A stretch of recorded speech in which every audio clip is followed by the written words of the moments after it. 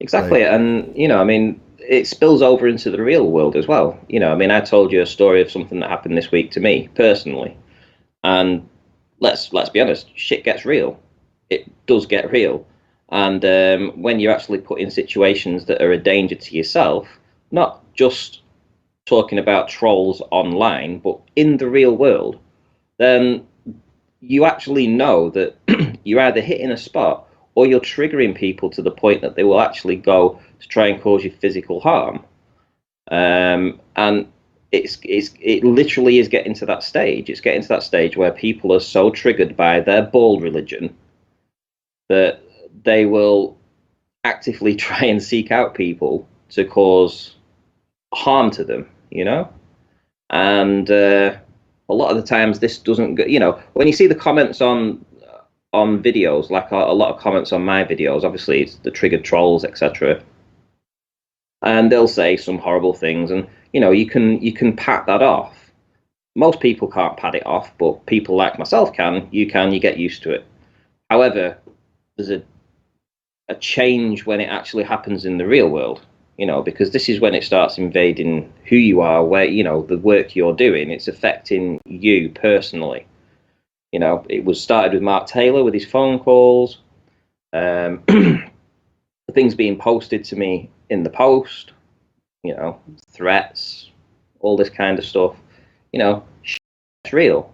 It does get real. And people don't understand that when I say we're actually in a war, we are in an information war, but we're genuinely it feels like we're actually under attack. And the only way we can protect ourselves is with the community.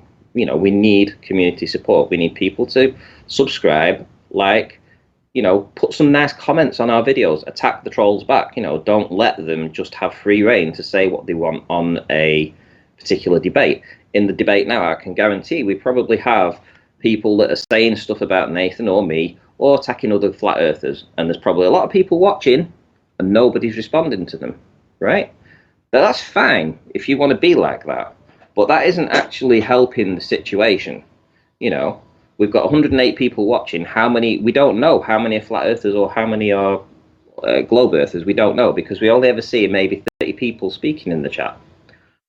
So, time to stand up and be counted. We're doing our part, but we could do with your part helping us as well. So talking of shit getting real, Ranty, are you gonna detail that? Uh, yeah, I suppose. Hold Yeah, on, hold shit on. got real. Before you do, so everyone get yourself comfortable. Make sure you're sitting down and take in what Ranty's about to say. I just want to give it a little bit of a build up because it deserves it. So Ranty recently had a bit of an encounter, and he's hopefully going to detail that right now for you, the audience. Yeah, well, as you know, I'm a painter and decorator by trade. That's how I earn my money. I mean, I'm not a YouTuber like yourself who earns money through the business that way. I have to work for a living. So well, that involves going around to people's houses and obviously price jobs, etc., etc. Well, I got a phone call, um, an address to go to, went along, turned up outside. First thing I noticed was because I have a bit of an OCD about car registration numbers as I'm driving. I'll always note cars, new car registration numbers, funny car registration numbers, all that kind of stuff. And I noticed this car parked across the road, and the car registration number was titled globe1. That was the name of it, and I thought, wow, globe1, that's interesting. Got out of the car, went to the house. The house was for sale. Knocked on the door, nobody was there. Knocked again, nobody was there. Looked through the window, could see that the decorating had been recently done. So I'm thinking, well, why the hell would they want to have me out to give them a price for the decorating? I mean, the house is for sale. It looks like it's been painted. And then I just got this feeling, turned around and started walking back to the car. Heard some calling coming from the car across the road. Noticed there was 4 people in it. Calling me all kinds of different names. One of them, particular name, actually resonated with me. Was called Runty Fat Arse. That's what they actually called me, Runty Fat Arse. So I knew straight away it was a setup. I knew it was a trap. I knew what they. I didn't know what their intentions were at that time, but it was obviously a little bit scary. I have to admit, I was scared. Genuinely, 4 people in a car with the registration globe1 calling me out, and obviously they knew who I was because of the things that they were saying. So of course, I quickly got into the car, drove off. They were following me. Every street I went down, they turned around, and I don't have a mobile phone. I mean, I refuse out of I don't know, I just don't like the idea of putting a phone next to you with it that has a mobile attached to it. So I don't have an actual mobile phone. So I'm thinking to myself, these guys are following me here. What they're doing? They're right up my arse. Came up to a set of traffic lights. The lights were on red. There was no other cars around. 2 of the back doors opened on their car. They got out of the car. Luckily, the lights changed again. Set off. I'm thinking, how am I going to get out of this? What am I going to do? I couldn't go home. I didn't want them to follow me to my home address. So I had very limited choice of what I could do. Now, fortunately, I had some tools in the car because my boot was full of decorating dust sheets. So on the back seat, I had quite a lot of tools and stuff. My car's a bit of a mess. And I'd actually been working on a job where I'd had to be sorting out a staircase for this lady. There was some squeaking stairs, and I had a crowbar that was on the back seat. So essentially, it was a case of flight or fight. So I pulled up. They pulled up behind me. Before they got a chance to actually do anything, I grabbed the crowbar off the back seat, jumped out of the car, ran at the car, smashed the windscreen with it, and they fucked off, basically. Screeched off, reversed down the street, and did one. And that was my encounter, and that happened on this Monday. So essentially set up for a trap with 4 knobheads filming me, bearing in mind, 2 of them were filming me. So I have no idea what their intentions were. I've left it this long to talk about it because essentially I didn't know whether they were going to phone the police. I didn't know whether they were going to record it and put a video out or something like that. Obviously, nothing's been put out yet. But if, and I assume that they probably watch this debates, this is obviously, it's somebody that lives local, false registration numbers, Ford Fiesta, and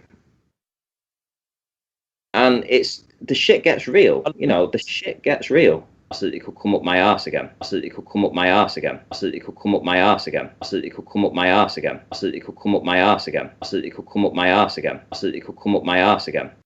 I remember being a kid and lying in bed, and I would be looking at the wardrobe, and I'd be talking to a man that came out of the wardrobe, and he was dressed like a lumberjack man, right? And I was only a kid, and I was talking to this guy with the lumberjack and with the axe and everything, and he was talking to me, and he was very nice. And this went on for months, and my mum could hear me talking to somebody, and she thought, oh, he's just got a friend. He was, to me, he was like the lumberjack man. And then they came and they replaced the wardrobe, and when they threw the wardrobe out, the old wardrobe, I think it was an old oak one, and replaced it with like an IKEA thing or whatever, then the man with the axe didn't come back anymore. That's because IKEA furniture has no memory. Too new, too transitory, too plastic. But it's interesting. Lumberjack man, came with the old wardrobe. And so was that one that had been in your family for a while, or that you bought it secondhand? Yeah. No, it was. So that could have been a relative. Perhaps, yeah. And also, my sister, she had the same thing. There would be a gentleman that used to come into the room, and he used to talk to her too, she said. And turned out that the description that she said he looked like was me granddad's dad. Wow, amazing. I've never had any experiences like that at all. And I could astral project as a kid as well, believe it or not. Say that again. I was going to ask you if you were scared at all by those experiences, but then I kind of talked over you. Not scared. And your sister not scared either? No. Okay. I enjoyed it. But the astral projection and stuff, I could do that as a child. Got to about the age of 10, and, the feeling would come over me, and then I couldn't do it. And since then, I've not been able to. But as a child, I could astral project. I remember this one time I came out of my body. I flew out of the window, and I was watching the kids play next door. And I thought, I watched them playing on the swings, and then I went off somewhere else, and then I came back, and yeah, it happened quite a lot as a child. Could always do it. So it's the following day, and as you can see, hopefully, it looks like they're almost 3-degree burns. I'll show you my arms if I get the chance.